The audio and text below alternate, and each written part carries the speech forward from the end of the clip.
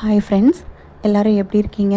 நாங்கள் ரொம்ப நல்லாயிருக்கோம். நம்ம சேனலில் வீடியோ போட்டு ஆல்மோஸ்ட் 3 மந்த்ஸ் கிட்ட ஆக போகுது. என்னால் வீடியோ போடுறதுக்கான சூழ்நிலை எனக்கு அமையலை. 2 பாப்பாங்களை வச்சுட்டு வளர வளர ரொம்ப கஷ்டமாக இருக்குது.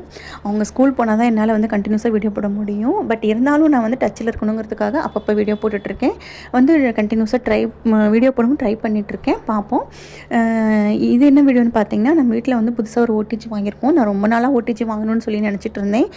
சரி, தீபாவளியில் ஏதாவது ஆஃபர் இருக்கான்னு பார்க்கலான்னு சொல்லிட்டு ஃப்ளிப்கார்ட்டில் சர்ச் பண்ணிட்டு இருக்கும்போது இந்த ஃப்ளிப்கார்ட்டோட பிராண்ட் இது மார்க்யூன்னு சொல்லிட்டு இந்த பிராண்டில் ரொம்பவே நல்லா இருந்தது.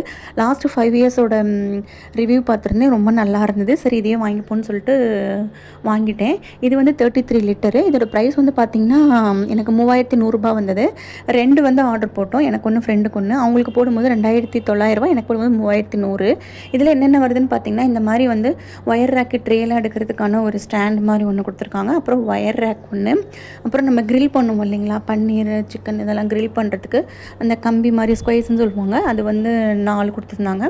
அப்புறம் பார்த்திங்கன்னா ஒரு ட்ரே ஒன்று கொடுத்துருந்தாங்க, பேக்கிங் ட்ரே.